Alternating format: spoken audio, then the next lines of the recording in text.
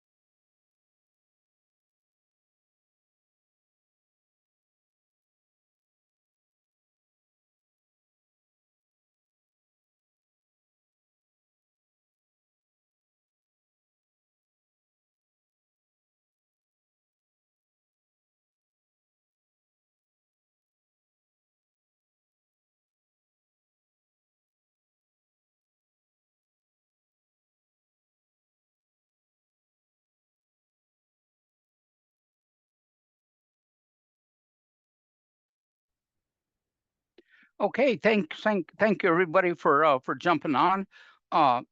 We start day 2 of our veteran webinar series, and I'd like to thank our presenters yesterday, Michael Sherman, Amanda Robinson.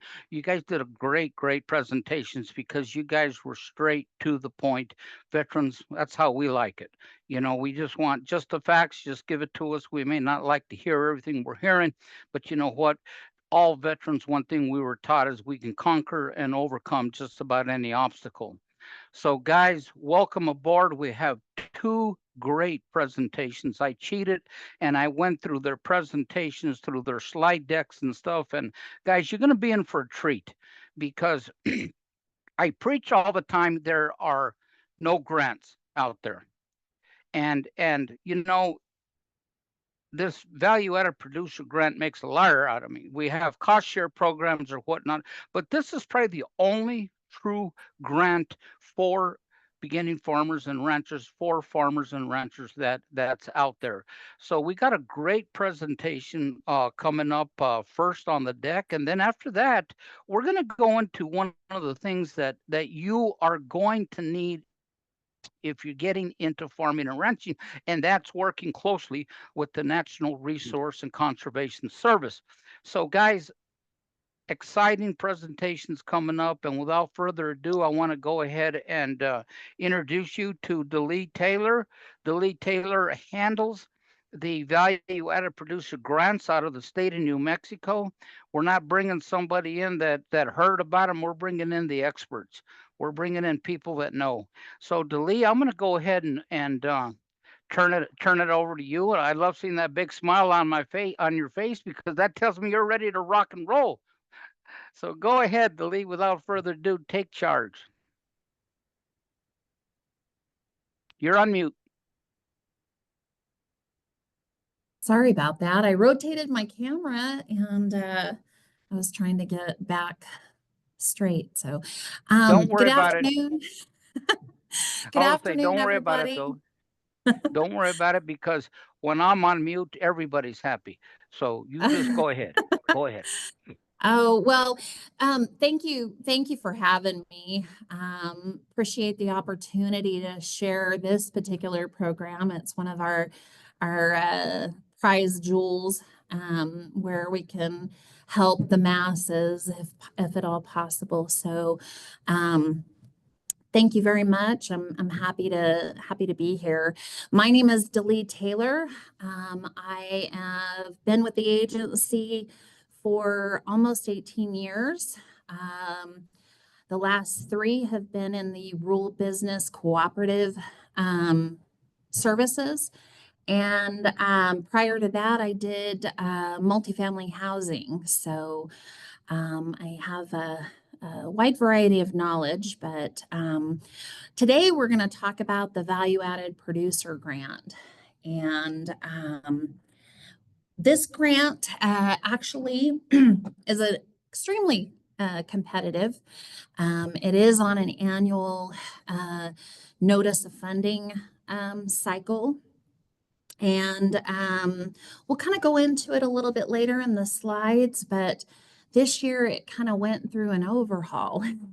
We had, it's the first grant program to go to a application portal, no longer paper applications. So there's some good and bad to that, but we're working the bugs out right now. Without further ado, Janet, if you want to go to the next slide. And then, of course, you'll hear me call it the VAPG probably throughout. In the government, we like to use a lot of acronyms. It seems to be easy for us to kind of identify. So just heads up, if you hear me refer to that, it is the Value Added Producer Grant. Next slide. So it's, like I said, it's an extremely competitive grant program. We actually assist agricultural producers to increase their customer base with two particular types of grants. There's the planning grant and the working capital. And I don't really want to go into like reading the slides if I have to, but there's a lot of good information there. Most importantly, the difference between, what would prompt you to want to do the planning grant prior to doing the working capital is if you need to have a feasibility study or marketing plan or business plan, that planning grant can help you with those. So in the working capital grant, you're capped at the amount you can apply for. No more than $50,000 grant can be applied for. That's a simplified application if you don't have a feasibility study or a business plan. So planning grant max grant is $75,000. That would be a one-to-one match. So you'd have to be able to match whatever you're requesting. Same thing with the working capital. Those are operational costs, post-harvest, any post-harvest activities can be incorporated into the working capital grant. Any processing, labeling, materials to, jar, can, whatever, packaging materials, marketing, even delivery costs. So there's a wide variety of operational costs that you can incorporate into that.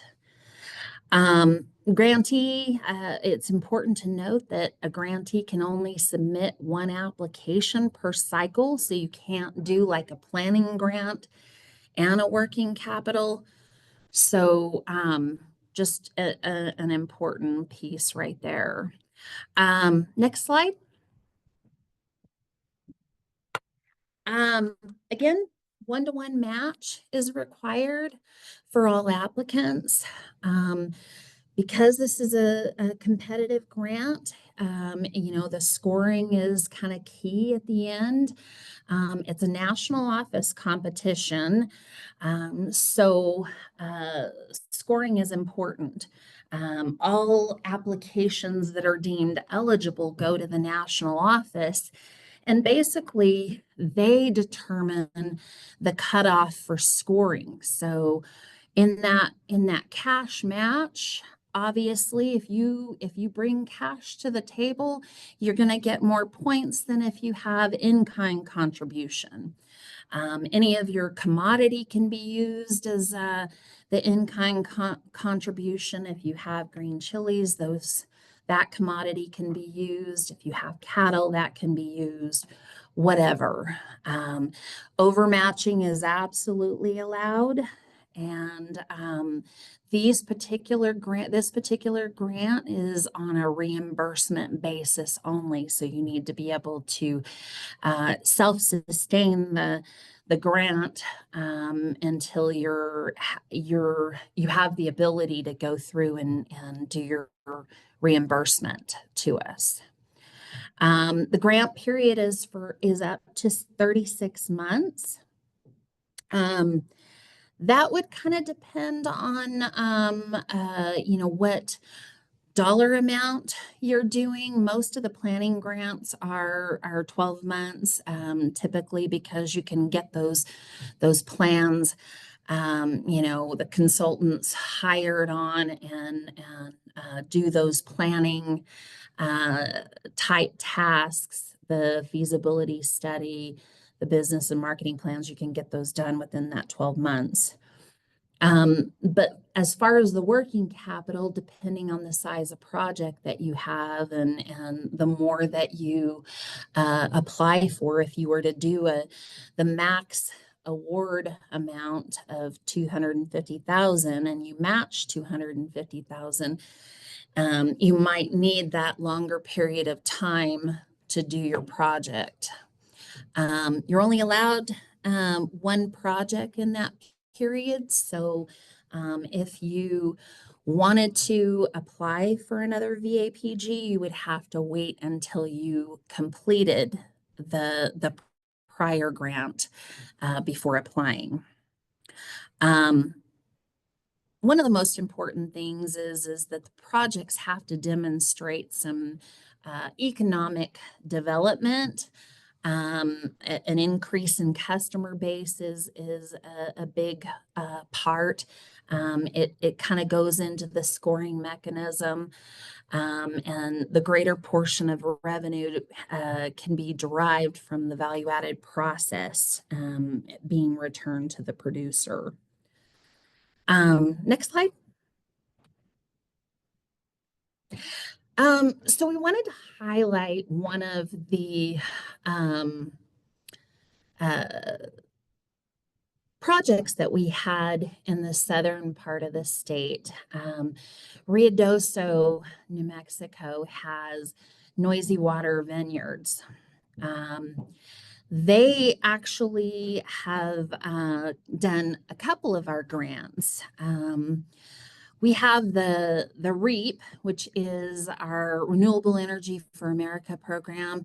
They had completed in 2016 a solar project. And so they did some solar panels and have replaced over 100% of their current usage. We like to cross these two programs a bit, because the Renewable Energy for America program is for small businesses and ag producers. So we saw we saw a good avenue to assist our farmers with our ag producers with this program as well. Because they worked with us on the REAP, they came back to us in 2020 and applied for a value-added producer grant. And so they utilized their grapes and added flavoring to make a new line of a couple of different wines, Joe Mama's Mango and Joe Mama's Berry. Very, very good. So they had an increase in their customer base where they received contracts to distribute to 12 states with those new line of wines. So, we wanted to highlight that they created 7 jobs with that grant. So we were pretty excited. We have a couple of different ones, but this one was a good one to select. Next slide. And Delee, this is Carlos. If I could jump in along with that presentation.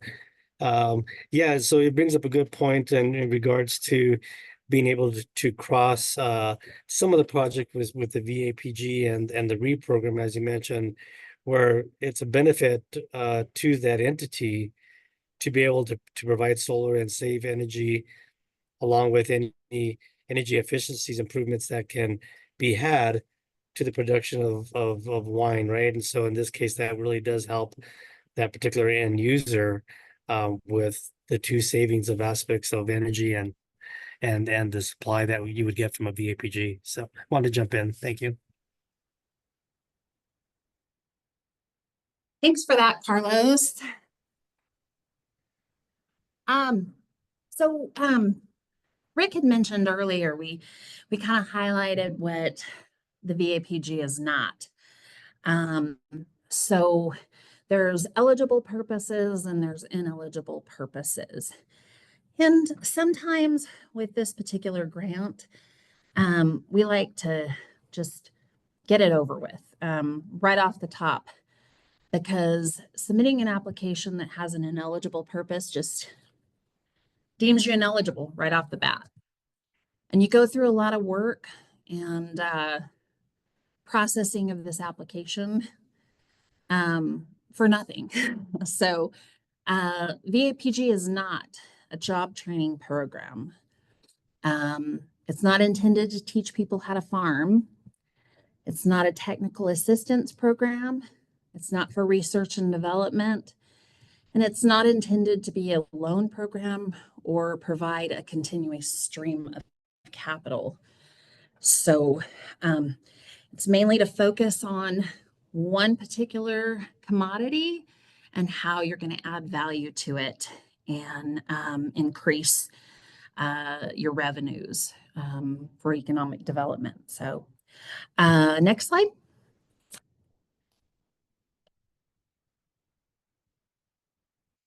So the reserve funds, you might see some 7 CFR regulation quotes throughout.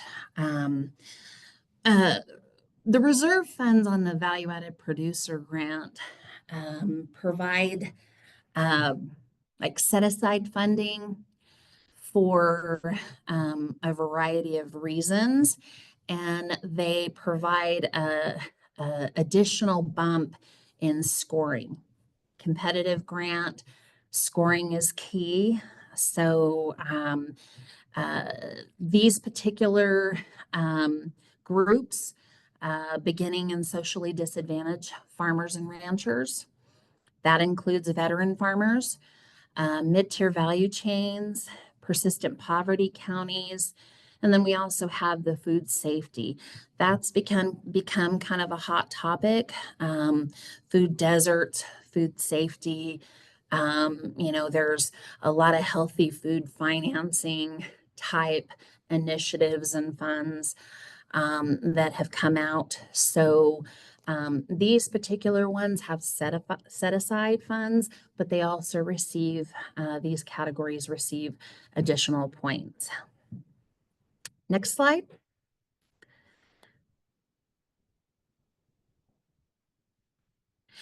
And, I won't really go into like the food safety, but I did kind of want to highlight it. If this is something that you all, anyone on the webinar is interested in, please feel free to reach out. Like I said, we went through kind of an overhaul on the program, the grant program this year, a little bit different. This was a new added thing at the last minute that they put in there. And so if it's something that you think you might be interested in, I wanted to highlight it. There's some eligible expenses there that are very specific. And so you can, look through that. And if you need any additional information, you can touch base with me later on. My contact information is at the end of the slide presentation. Next slide. Here's a couple of examples of ineligible expenses. Next slide. And so we're going to jump into like what is needed to get started. You know, it's always good wherever you're at to touch base with what your local office. Your local office should have a business specialist, or you may have the state office has a business specialist, and they can kind of turn your attention to the website. You can feel free to reach out to myself as well. I can help you find that person in your state or provide you with the website that you need. But a couple of things prior to even applying for the grant, you need to have a SAM registration. SAM registration, obviously SAM is an acronym. It's System Award Management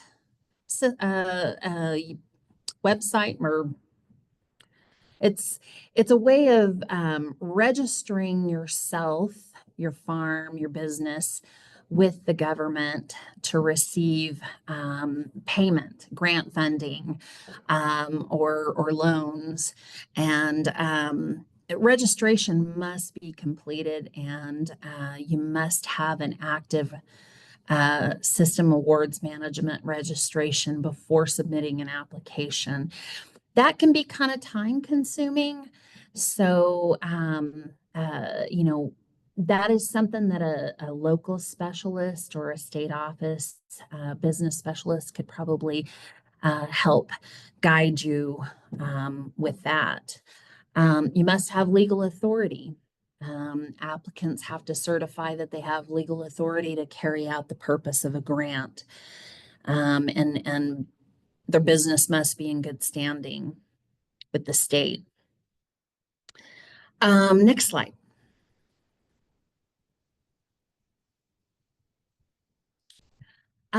Applicants must meet one of the definitions of these type.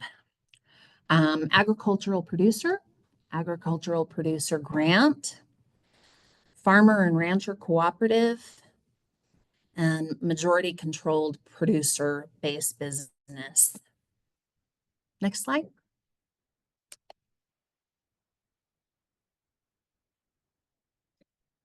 An agricultural producer is an independent producer.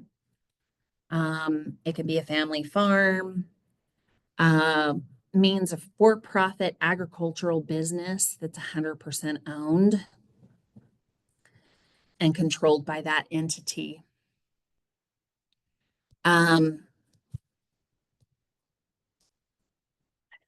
There are no population requirements as long as you're an agricultural producer in the VAPG program. This is our only grant program that meets this. Rural development has population-based requirements, but as long as you're considered or meet the definition of an agricultural producer, there are no population requirements. So you could be in the dead center of Albuquerque or Las Cruces here in New Mexico, and as long as you meet that definition, you can apply for the value-added producer grant. Next slide. An individual, entity, or family farm that it produces an agricultural commodity through the participation of the day-to-day labor, management, and field operations. It's important that there are so many different varieties of, components to those definitions that you know where you fall in between that beginning farmer and rancher. It's important to know where you fall in And it's good to reach out to your local offices or your state office.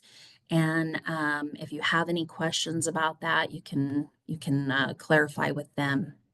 Next slide.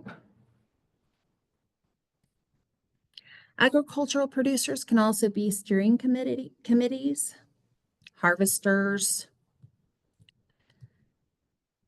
Next slide. Formal nonprofit membership organization is an agricultural producer group. It operates with a mission that includes working on behalf of the members. This is a good way for a group to get together and be able to apply for funding as well. Next slide.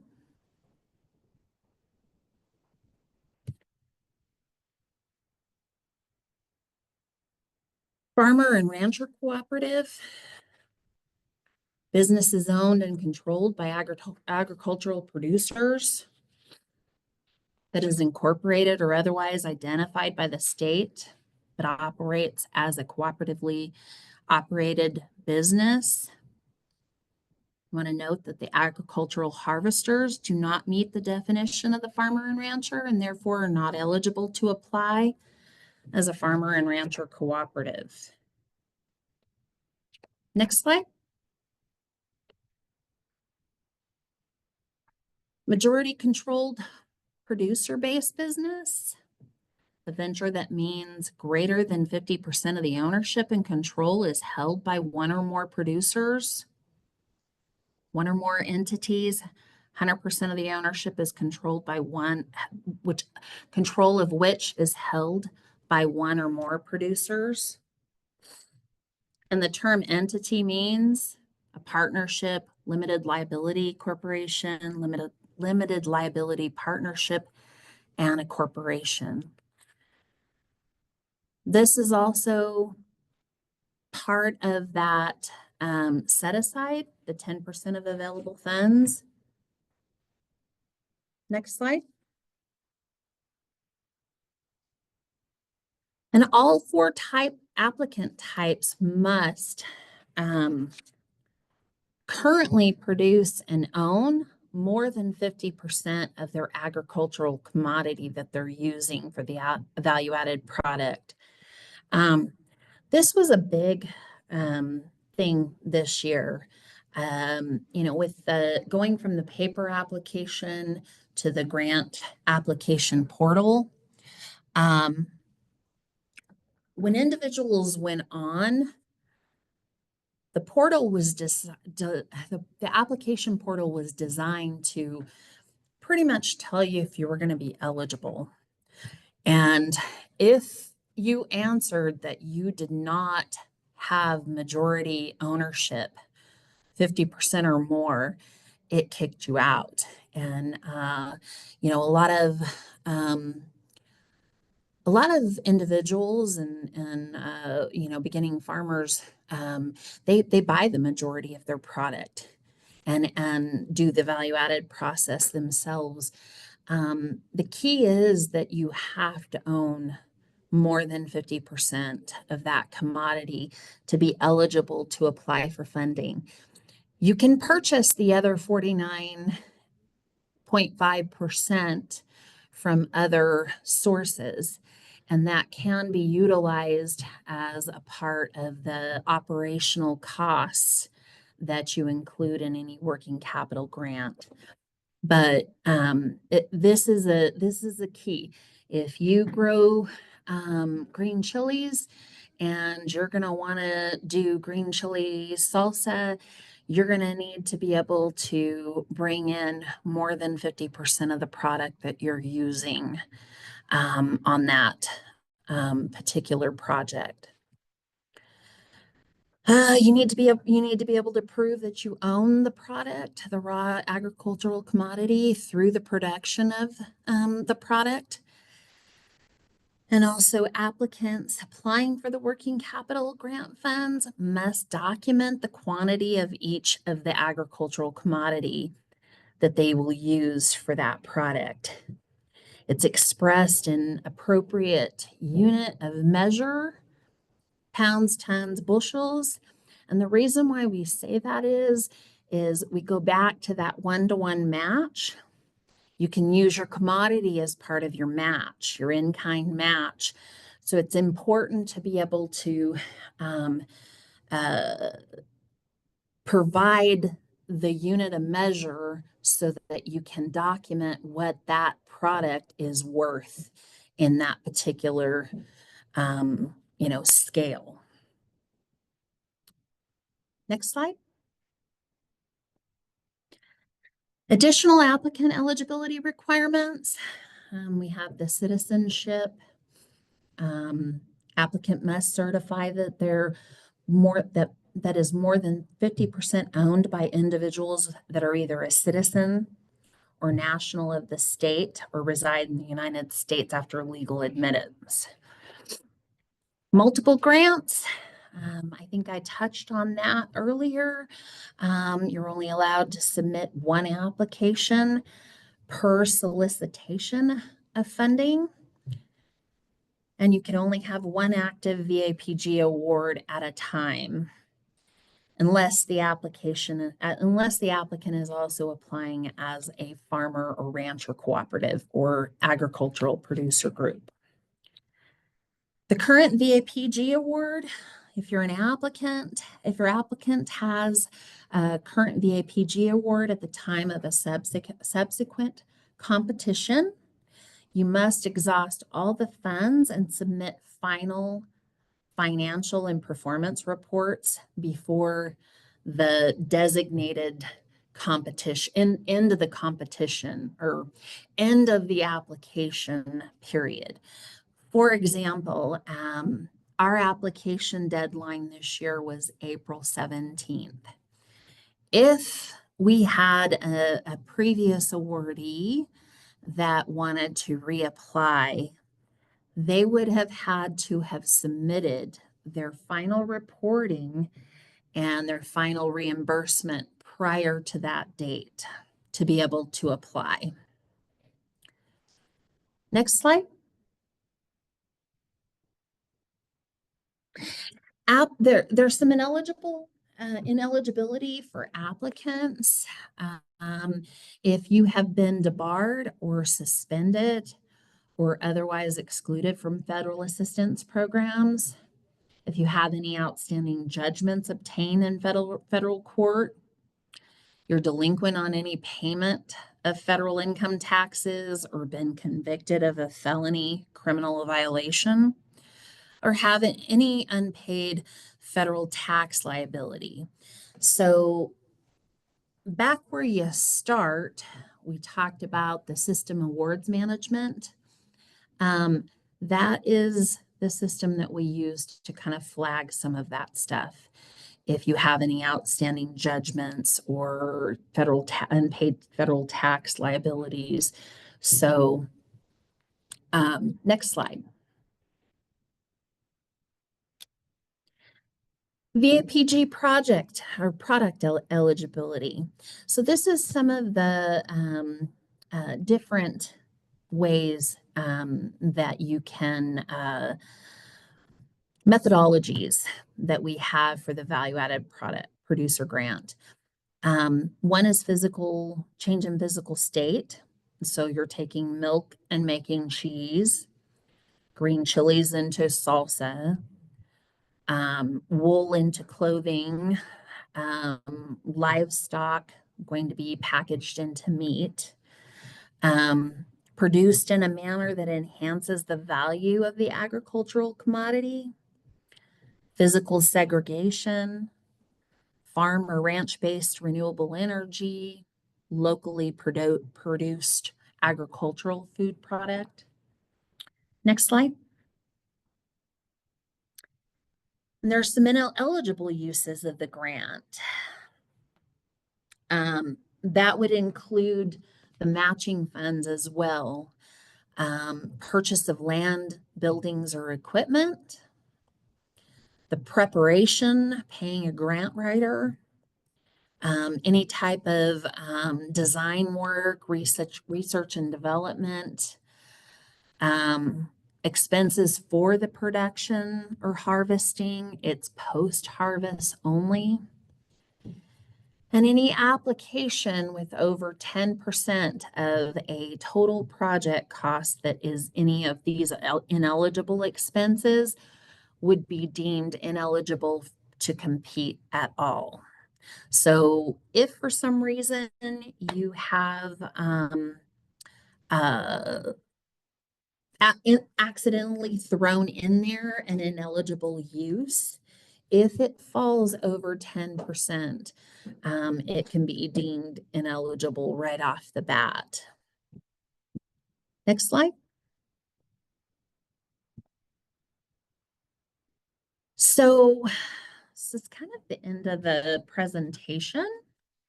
I wanted to highlight some of our other programs. Like Carlos said, we kind of try and work in conjunction with each other if we can at all. The business and industry guaranteed programs, that is a good source of funding. It competes pretty good with the SBA. We have our energy programs. We highlighted Noisy Water Vineyards. They had done an RES, which is a renewable energy system project. We also have, you see VAPG on the right. We also have the Rural Business Development Grants. That's another one of our most popular grant programs as well. That the actual applicant is assisting, would be assisting recipients. So, but that can help, small businesses and with some additional equipment funding or planning needs. So, next slide. And here is our contact information. This is actually the value-added producer grant team. Ray Melton is our program director, and then Kathy, Maria, and Jeannie and myself all work solely on the value-added producer grants. I can provide Carlos's contact information as well if needed, or he can drop it in the chat. Hey, Delia, thank you so much. I appreciate your presentation, Carlos. I appreciate you jumping in. Carlos is a Gulf War veteran, served his country honorably, and it's always a privilege to have you on board, Carlos. I go after Carlos all the time from rural development. Guys, I want to tell you something though. I'm going to give you guys the nuts and the VAPG program is a tough program. It's doable, but it's tough. It's highly competitive, but it is doable if you're willing to go through it all. I want to give you I'm going to give you a couple examples, okay? We got a little bit of time here. So I am the owner of Amazing Grace Ranch, and my cattle are raised and born and bred up in the high mountains of the Manzano Mountains in central New Mexico. So I bring them down, and my steers I put on a corn and soybean meal diet for 90 to 100 days, and I sell sides of beef. Okay. Now, she mentioned in here a very profitable program. Okay, when she talked about basically you can take that beef and you can package it and sell it by the pound, or you can make beef jerky. That is all adding value to your product. Now, to maximize obviously would be to make jerky, but you have a lot of waste. So you're going to have a lot of hamburger meat left over. So maybe you want to sell that in 2-pound chubs of beef.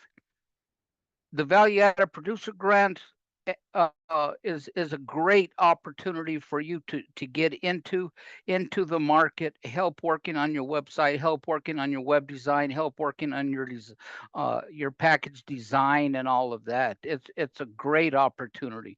The second one for row crop people, I always tell a story, and Carlos, shoot me after this, but I'm going to tell my story again. He's heard it before, but we got Carlos. We got Carlos as a young man. Okay, he, was probably in the 3rd, 4th grade, and he meets Juanita.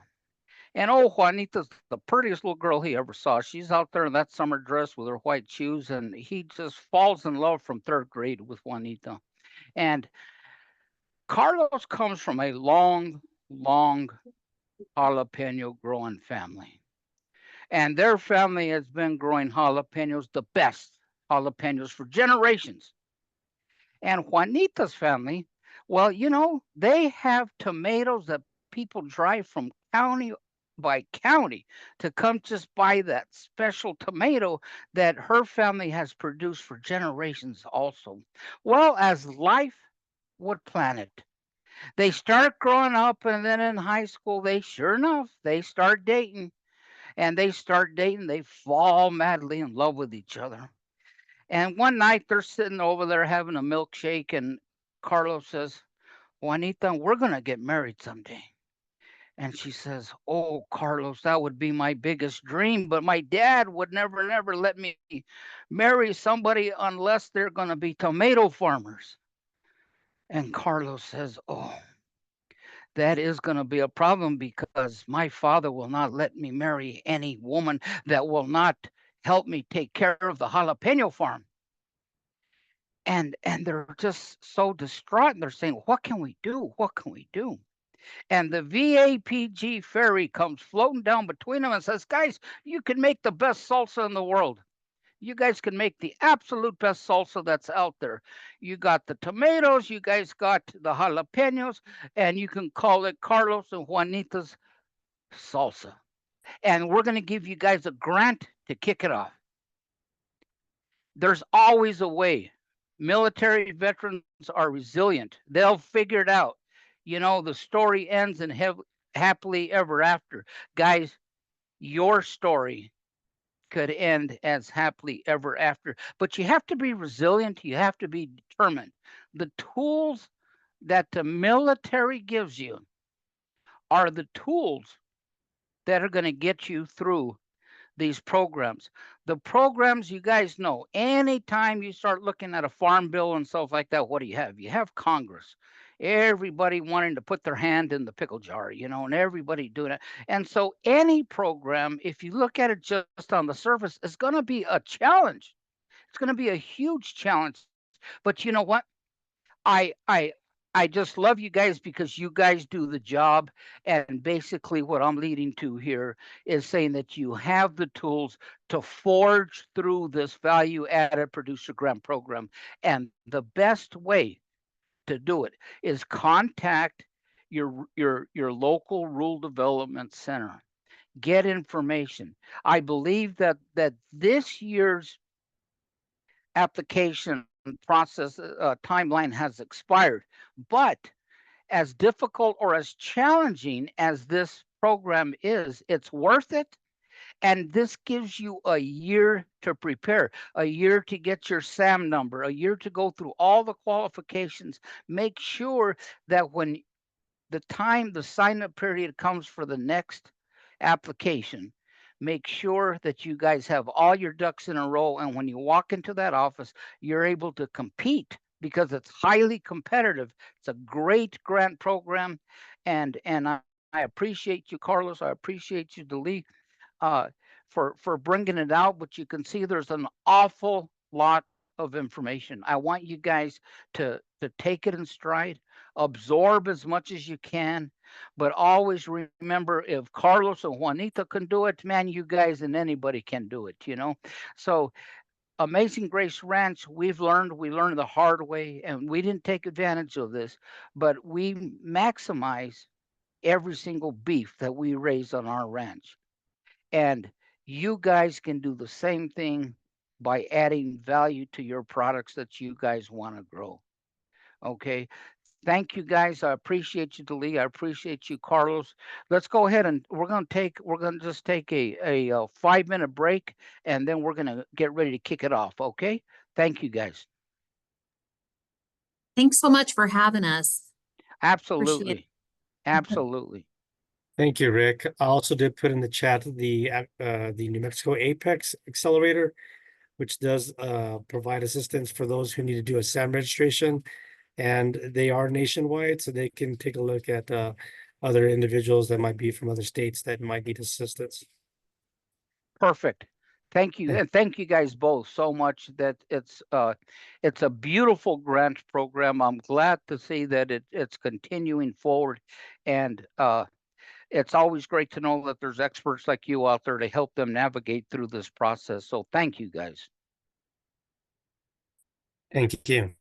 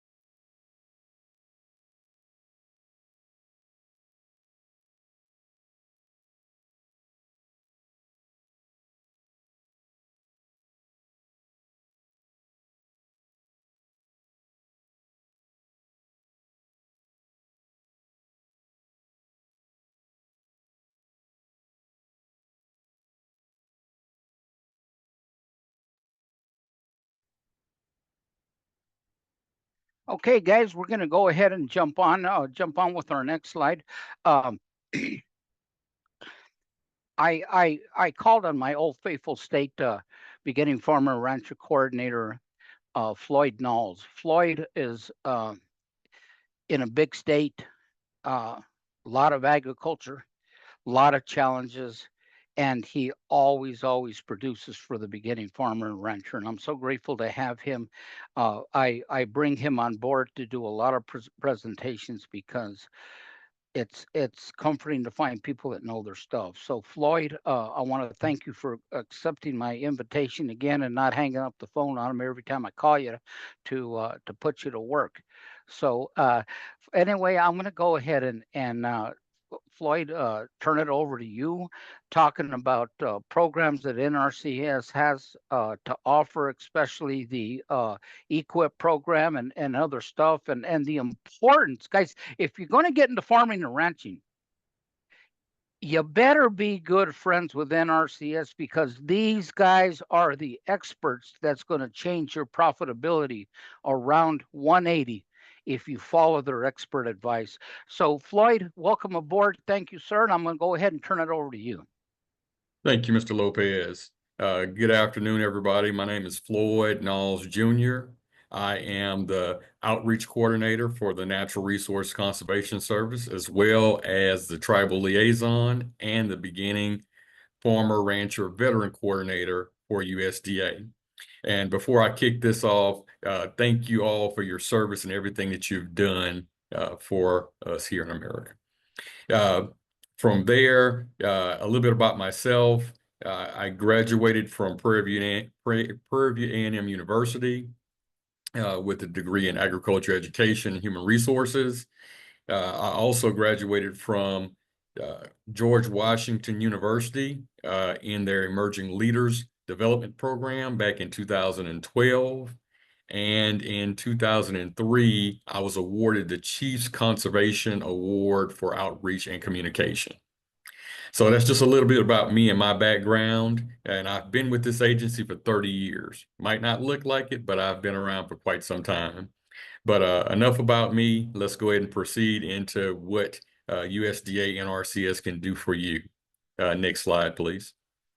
So who we are, we're the Natural Resources Conservation Service. Throughout this presentation, you will hear me refer to NRCS.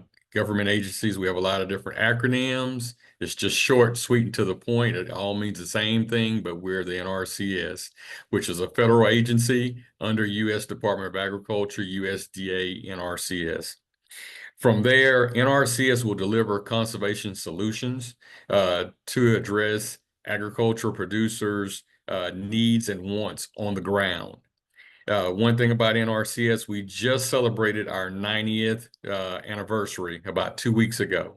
And just a little bit, a little small fact, today, USDA is celebrating 163 years as far as anniversary. So we've reached quite a few different milestones, but we still have a long way to go. But once again, like I say, with NRCS, we deliver conservation solutions so agricultural producers can protect their natural resources and feed a growing world. Next slide, please.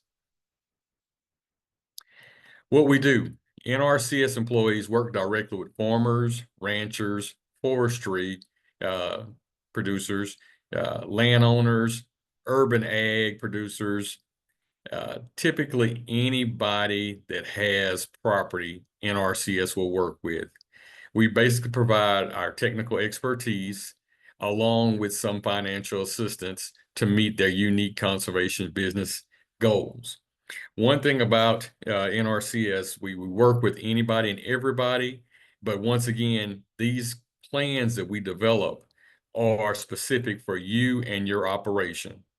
You know, I know a lot of times neighbors will visit and talk about different programs, different opportunities. But once again, what we do is we look at your specific piece of property and we provide recommendations on what your objectives and goals are.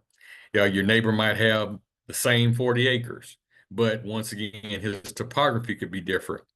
His goals might be different to where you're growing timber and he might be growing forages for hay.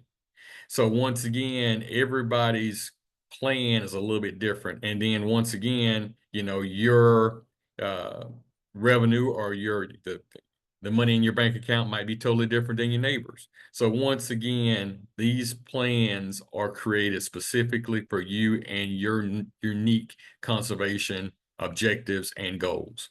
Next slide.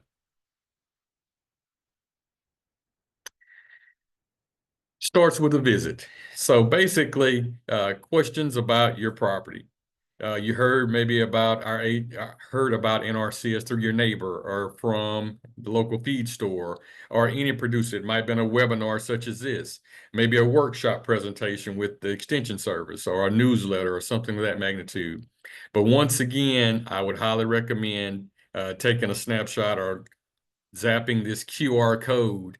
And at that point, with that QR code, it will give you your BFR, your beginning farmer rancher coordinator for whatever state that you may be in. This is an individual such as myself here in the state of Texas that can help you and guide you to that local point of contact to actually get things going in a productive way so you can actually take advantage of programs and opportunities through USDA. Once again, I would highly recommend calling and setting up a visit instead of just popping in, just in case, because once again, staff can be out in the field certifying practices, out with another producer or meeting with the producer at that current time. So I would highly recommend calling in advance, setting up a time frame for you to meet with NRCS. From there, we love to put boots on the ground. So we'd like to go out to your property, take a look at it, and see how we can move forward. Also, another tidbit, I would also visit with the Farm Service Agency if you're going to be there that same day and go ahead and get your farm and track numbers established. Like that there will actually open up different opportunities through both agencies to move forward through some of our conservation programs as well as some of the programs with the Farm Service Agency. Next slide. Prior to this field visit, I would highly recommend doing your research. I would go through and use this QR code and look at some of the different resources in which we address. We address basically concerns when you're dealing with water, animals, soils, plants, energy, and air. And once again, the way that we go about addressing these concerns are through resource concerns. And basically this QR code will go into farmers.gov and you can go through and get a little bit better snapshot of what we're talking about when we're discussing resource concerns. Next slide. NRCS terminologies, the natural resources. We're looking at soil, water, air, plants, and animals. Those resource concerns. One resource concern might be the degradation of soil or plants. It's just a number of different resource concerns out there that we actually go through and look at when we're putting boots on the ground to figure out what your concerns are and how we can move forward to help you. Once again, the way that we address these resource concerns are through conservation practices, which are activities that the landowner can implement on the ground to improve specific natural resource concerns they may have on their property. Next slide. So when we conduct a field visit, we'd love to walk the property with the landowner. Like that, we can find out what his or her objectives are. From there, we go through and identify those resource concerns. And also, when we get back to the office, we can go through and make those inventory maps. And with those maps will actually indicate where the water is on the property, your specific cross fences. So we break it down into different pastures, look at different resources out there. So if you had timberland as well as pasture land or range land or whatever it may be, at that point we can go through and delineate all those different land uses out on that inventory map. And then from there, that's kind of like your roadmap to figure out where you're going to go moving forward in the future. From there, we'd actually go through and draft you a conservation plan. Next slide. So you might ask, what is a conservation plan? Basically, it is a step-by-step plan that meets each farmer and rancher's needs and goals. Number two, is suited for you. As stated before, this is looking at what you want to do on your piece of ground. And then from there, you have an idea of what you want to manage. It might be farming, it might be ranching, it might be timber, it might be wildlife land. So at that point, that's totally up to you being the landowner. We can provide input and suggestions, but once again, we want to get to know you as a landowner and find out what your objectives are for that property. Three, anyone can request a plan, a conservation plan. You do not have to be applying for our financial assistance programs to actually get a conservation plan. And four, there is no fee for requesting that conservation plan. Basically, the implementation of those practices associated with that conservation plan are on a voluntary basis because once again, this is just a conservation plan. Next slide, please. In working with NRCS, you will obtain that conservation plan. Number one, you will get aerial photography, and it will show you delineated property, breaking down the different cross fences, the different fields, the different sizes, the amount of acres in each field, and what the resources are. Also, you will get that schedule of operations, and that schedule will state what your objectives are, the field number, the amount of acres in that field.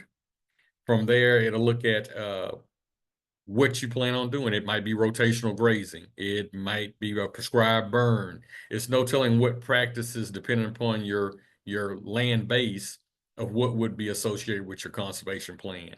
But once again, that will be found in your schedule of operations. Also, a soils report. A soils report will actually go through and show you what those soils are on your property. Also, another tip that you can get soils from is called the Web Soil Survey. If you go to Google, you can go and pull up Web Soil Survey. If you know where your property is located, at that point, you can go through and delineate it off yourself and just pull a little bit of research, and I'd say go do your homework on the soils on your property. And in those soils reports, you can go through and select different parameters. So at that point, if you're talking about growing timber, you can go and look and see what the site index is for those soils. So that's basically how fast timber will grow on that site. If it's going to be for forages, which might be hay production, it will give you information about those different forages to find out if they're conducive to grow in that area.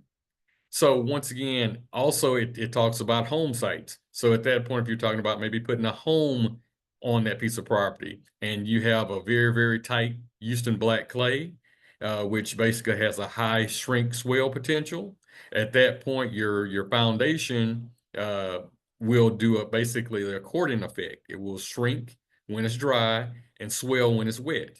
So at that point, that soils report can help assist you in making good decisions on possibly your home site or just moving forward on your operation. Also, one of the most critical things is looking at practice specifications, and we call them standards and specs. Once again, this just gives you a little bit more information regarding those conservation practices. It'll give you some insight to say, okay, this is the appropriate way to go through and manage this or to build this, whatever that conservation practice is that you're trying to implement.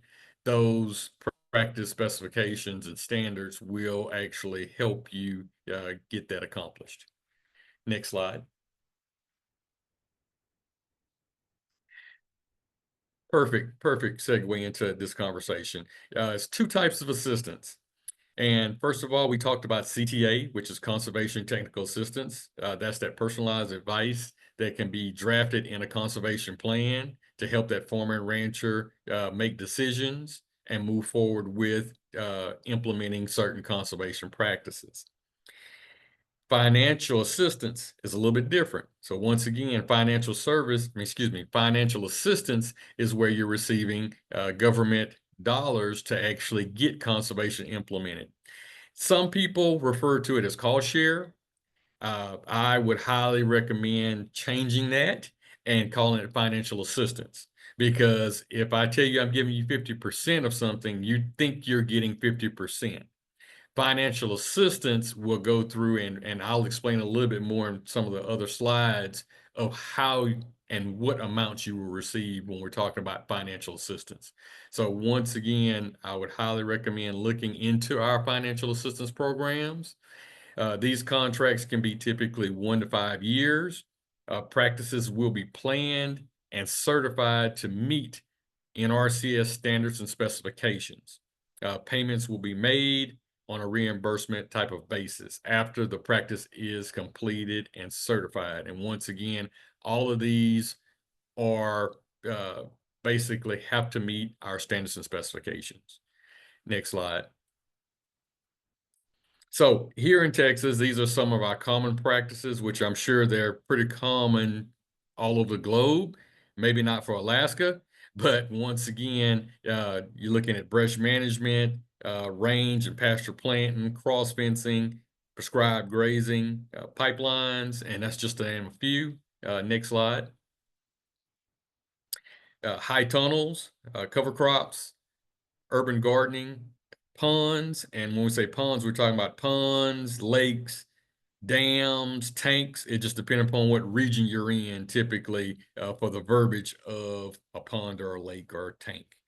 And then also tree planting. So those are just to name a few. Next slide.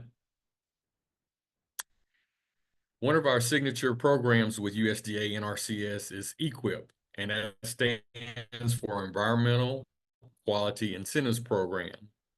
So producers or cooperators receive financial assistance in exchange for successfully implementation of certain practices.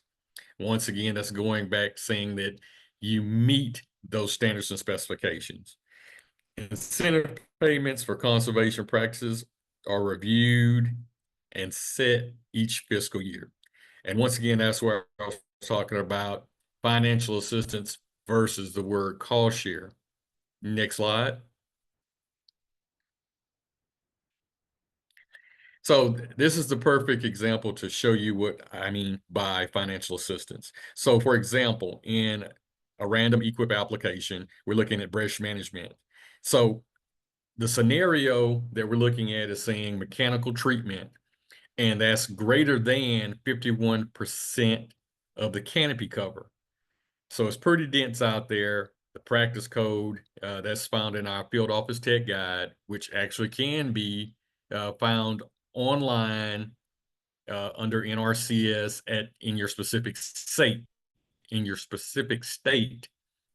and you can go through and look at those specific practices that your state has to offer. But as you see right there, we have a payment rate, and that payment rate on that specific practice is $337.01. That's what we have dedicated in our cost list. From there, you might be working with a dozer operator, and his rate might be, well, I can't do it for that. It might be $450. So once again, when you start looking at financial assistance, you know exactly up front, if you are going through and making an application with NRCS, what the payment rate will be for that specific practice, depending upon those acres are matching out. So looking at another scenario or another practice, we're looking at another brush management, is mechanical treatment, and that's going to be 11 to 30% canopy cover. Once again, it has the same practice code, but look at the payment rate. The payment rate is different because once again, it's not quite as thick as that canopy cover that's greater than 51%. From there, they're looking at going through and implementing some range plantings, and that's going to be native plants with standard seed bed preparation. Some sites might call for a special seed bed preparation. So once again, those scenarios and those conservation practices you need to work with your local district conservationists in that conservation plan to be able to implement and make sure that you're getting the right conservation practice for your property. Next slide, please. Another program that we offer assistance with is going to be our CSP program, and that's Conservation Stewardship Program. And this program increases your level of conservation by adapting basically new conservation activities that you had not been doing in the past. These contracts are 5 years. One thing about CSP, the requirement, or one of the main requirements, is that you enroll the entire operation into the program, not just one specific field or track. So if you have 40 acres out there and you have 3 fields in your home site and your barn, basically every field that you operate in, whether it's in your operation, would have to be a part of this CSP application and even contract. So once again, the minimum criteria is basically that you meet 2 priority resource concerns, and that can be discussed once again when you're making an application and working with that local point of contact basically on every land use identified. So meaning if it's at 40 acres and you have pasture land, and then you also have some forest land, and then you have your homestead, on each one of those different land resources, you will have to address at least 2 priorities addressing resource concerns. When we're talking about payments, annual payments are made after October 1st of each fiscal year. Minimum annual payments are $4,000. Next slide. So when we're talking about another option out there is our EQIP CIC program. And this program is kind of almost a in between EQIP and a CSP. So it's kind of a stepping stone between those programs.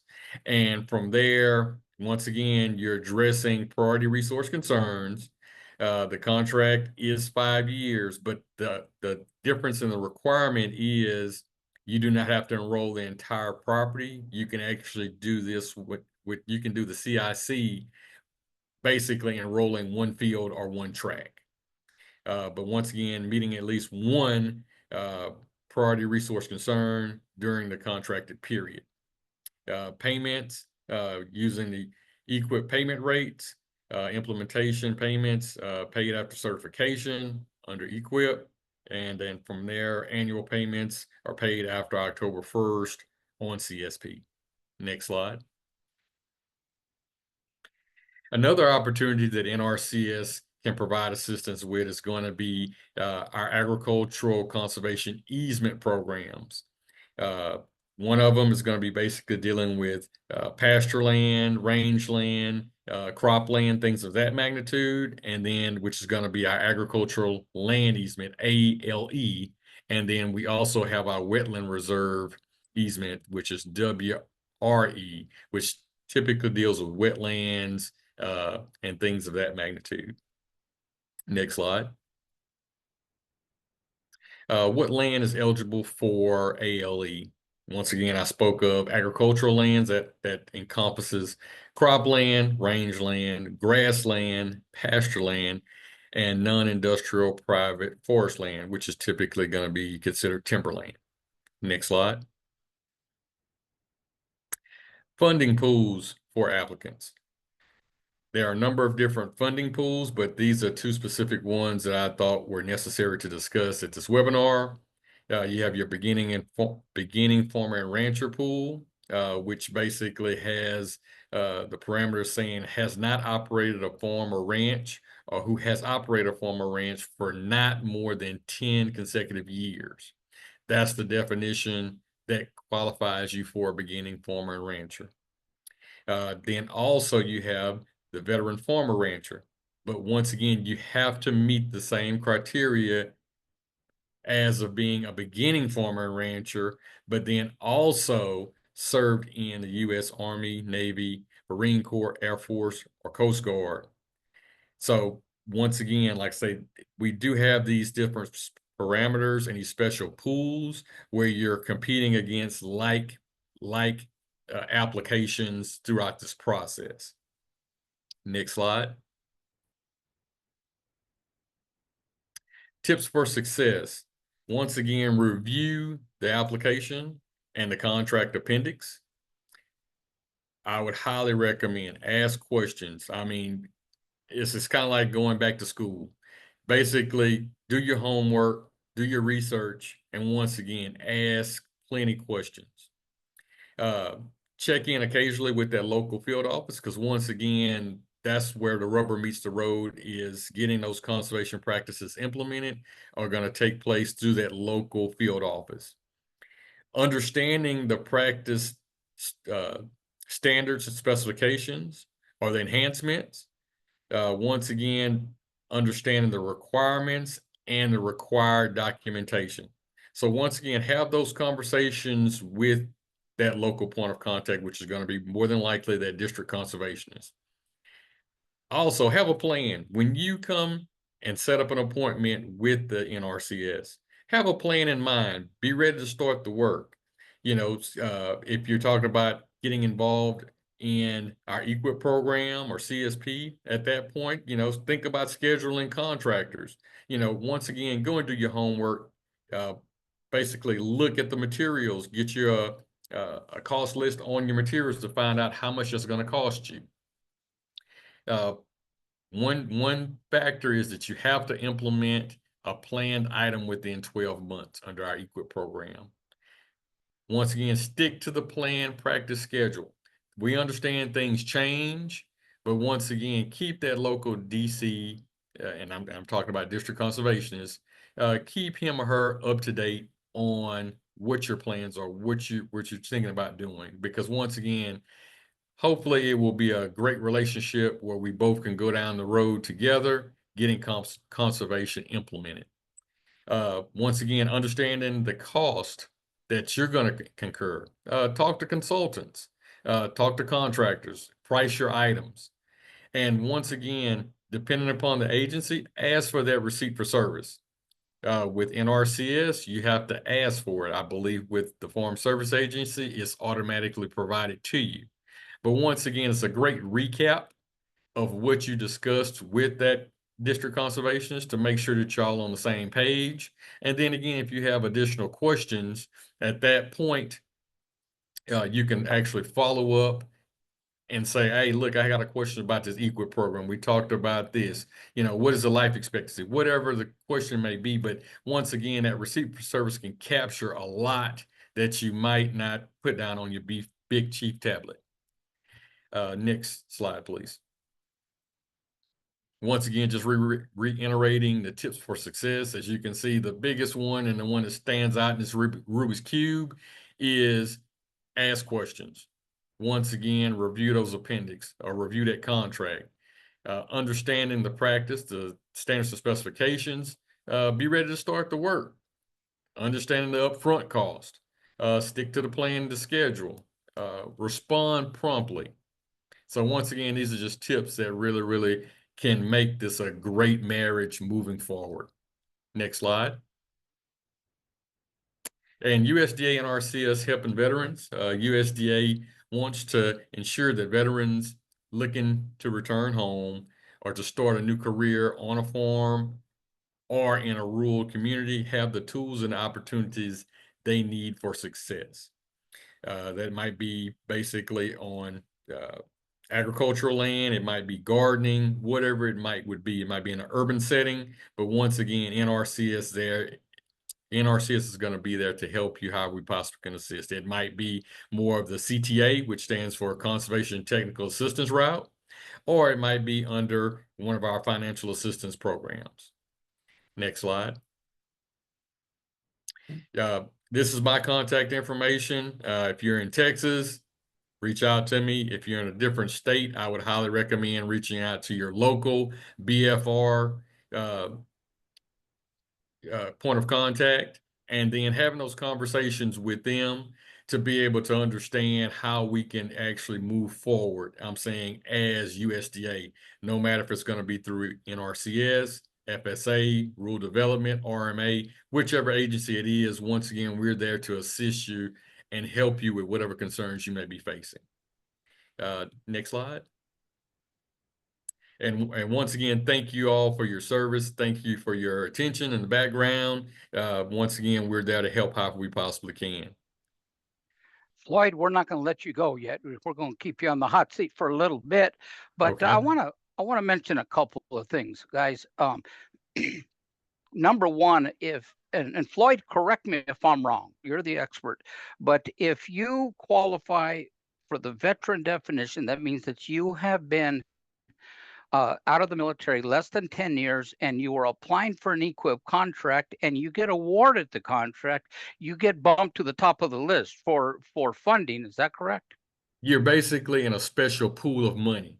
So like that, Yes. you're competing with other veterans. So like that, we try to keep it fair. And at that point, we have a certain allotment that is basically set aside for veterans.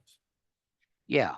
So guys, that's a biggie right there. That's a big thing. And another thing is I want to throw out there is that you put in for a contract, okay, and say it's a clearing contract and it's $50,000. You live up in the mountains in the woods, kind of like I do, and you want to clear some acreage and stuff, and they award you that contract, and they're saying as soon as you're done, we're gonna pay you. And you're thinking, holy moly, it's gonna cost me $50,000 to make this contract. I don't have $50,000. What can I do? Well, guys, you can go over to your next door office, which is probably the Farm Service Agency, and with that contract in your hand, you can walk over to that farm loan officer and ask them if you can apply for kind of a bridge loan. In other words, they will put a lien on that contract. They will loan you the money to get the job done. When NRCS inspects it, like he mentioned, and awards you the funds, that lien will pay off your note with FSA. So you're able to do that if it's an 80% cost share. But guys, if 20% of that is sweat equity, you can perform that sweat equity as well and complete that contract. So there's a lot of opportunity out there. And another thing, I want to share a personal experience with you, Floyd. And there was a question that came up.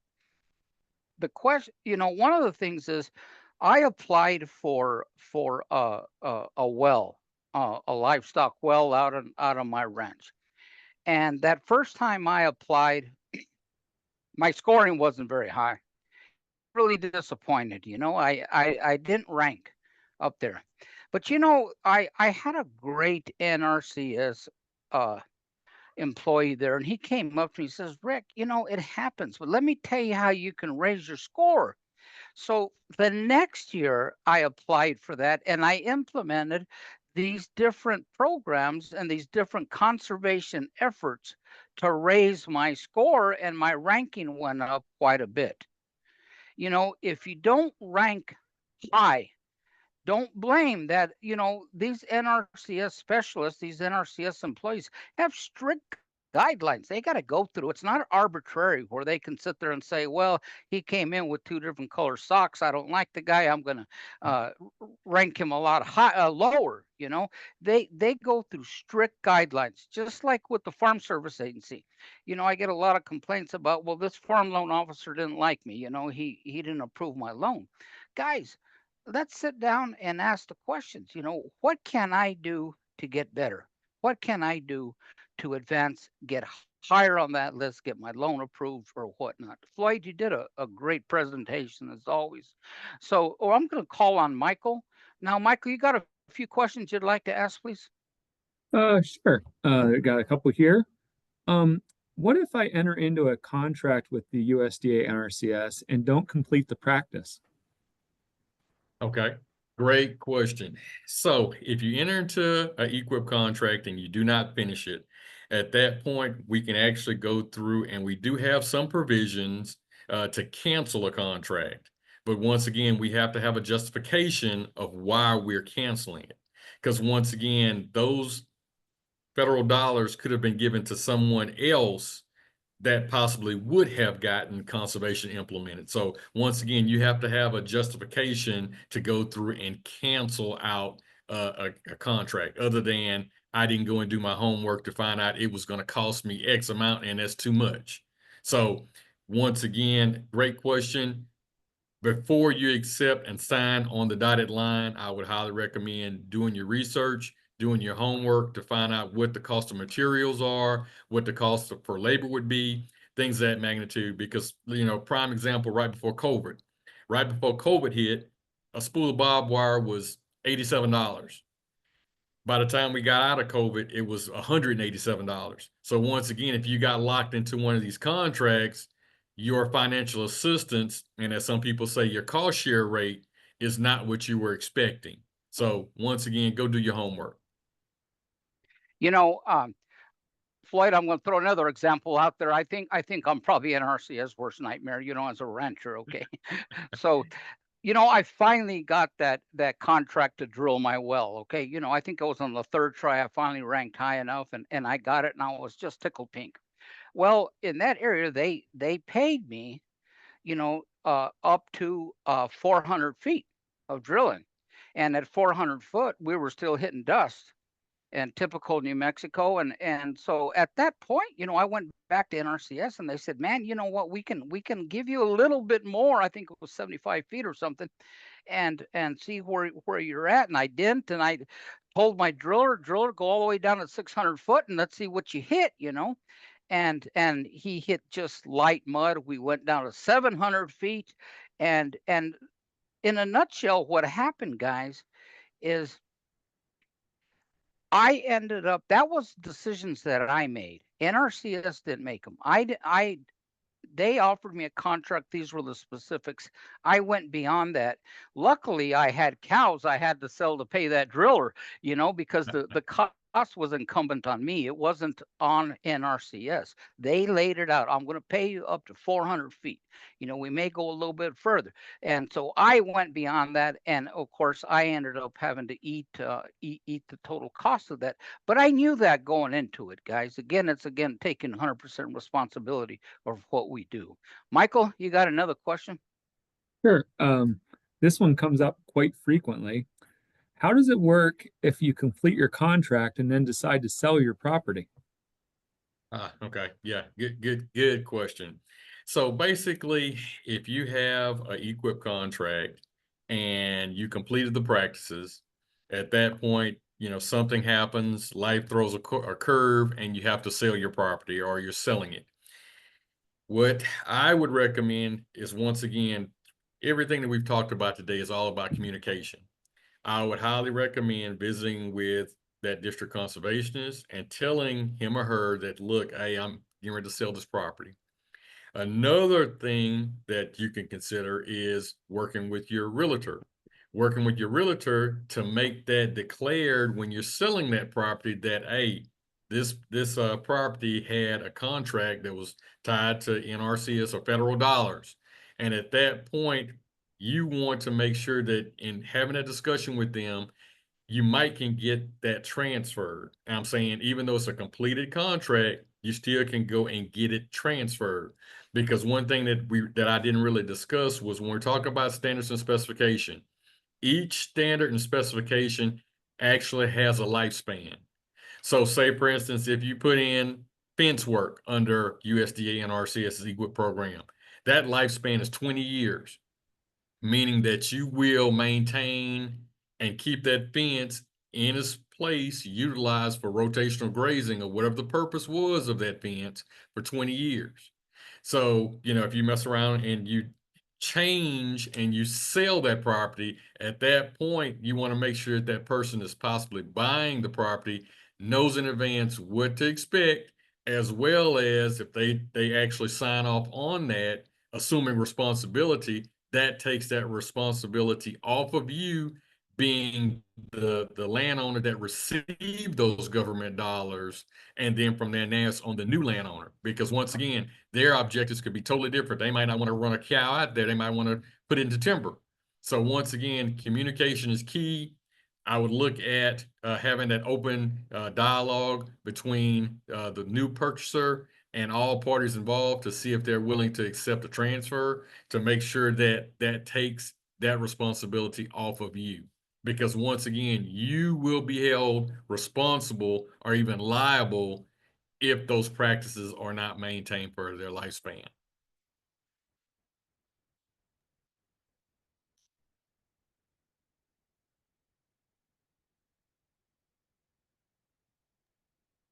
Rick, we can't hear you.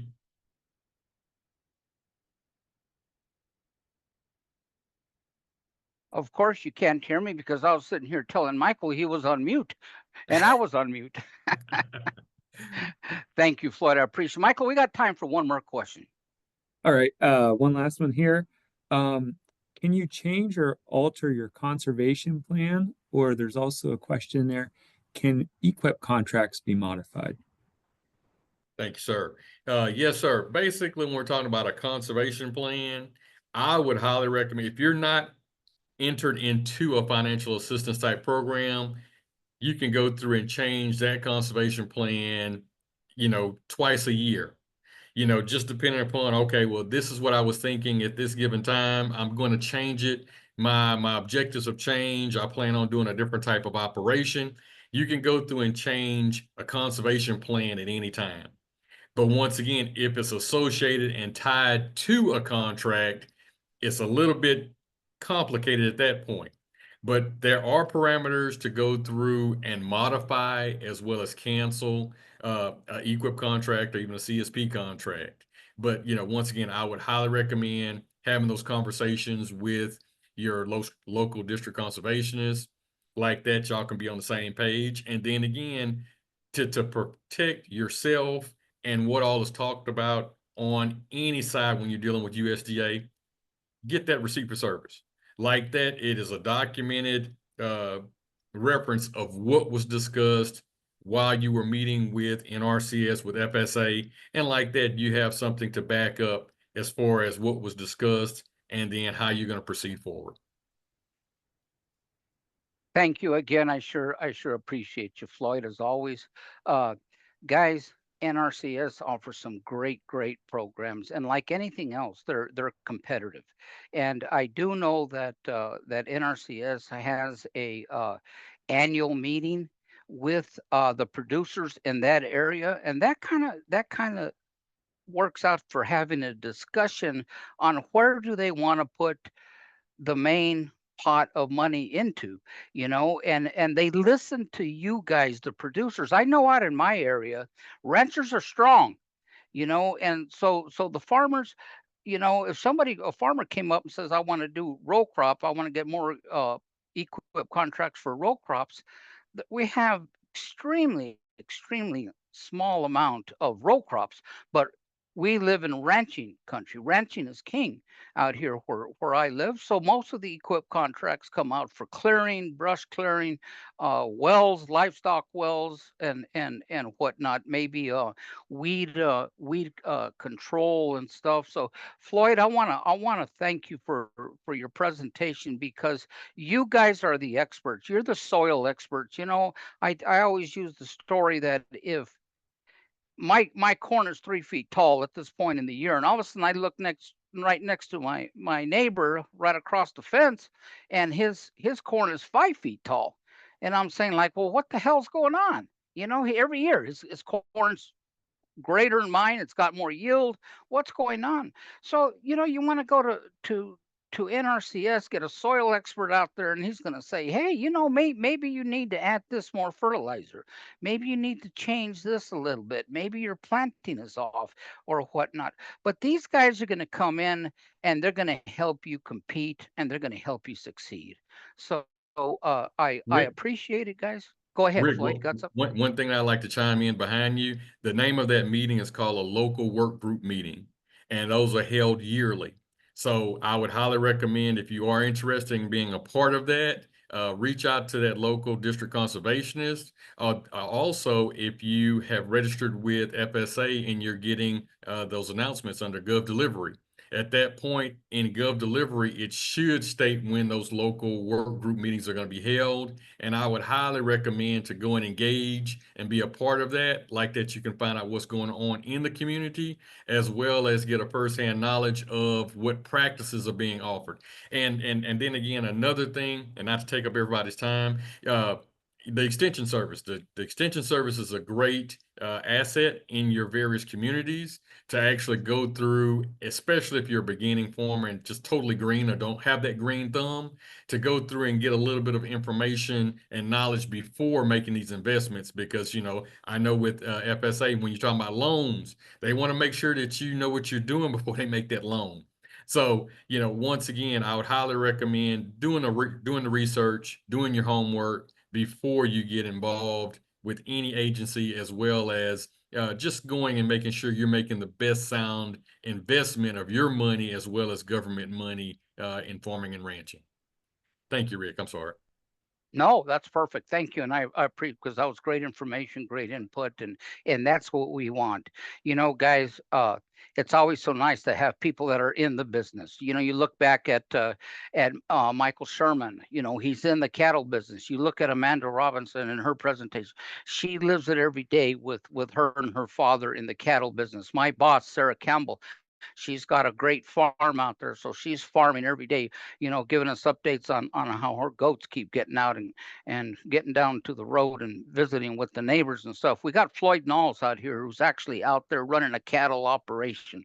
So these guys don't just do the talk, they walk the walk also. And that leads me, guys, we're going to be closing out on our webinar series. I want to tell you, you know, there's a saying that says every man has a novel. And when I say man, I'm talking about, you know, it as it being unisex, okay, man or woman. But the saying goes, every man has a novel within him, and every novel should be told. Veterans, you guys are the king of novels, because you've lived life that many people did not see. It's funny. I think about a lot of old stories about you know, when I served, and Amanda thinks that we were still riding horses during that time, but I'm a little older than that. But guys, you know, there's a saying I want to leave you with, and that is, the dust on your boots tells a better story than a trophy on your shelf. You're going to get into the agriculture community now. Keep that dust on your boots. And most importantly, keep your boots on the ground. You guys have the tools to succeed. We're giving you more tools. Utilize them. Ask the questions. Don't get frustrated. Just regroup and ask another question. And eventually you're going to get through that storm. You guys have all the tools. The military gave that to you. Gave it to me.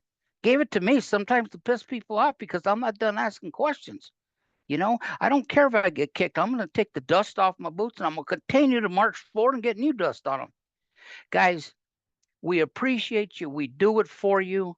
We'll be coming up with another webinar series coming up here in August. Don't be afraid to put in the chat some other topics that you may be able to hope that we get into. Give us ideas. You know, we're not completely closed mind on it. August agenda is kind of open. I'm not saying that we're going to do it, but guys, we want to hear from you. Thank you. God bless, and have a great summer.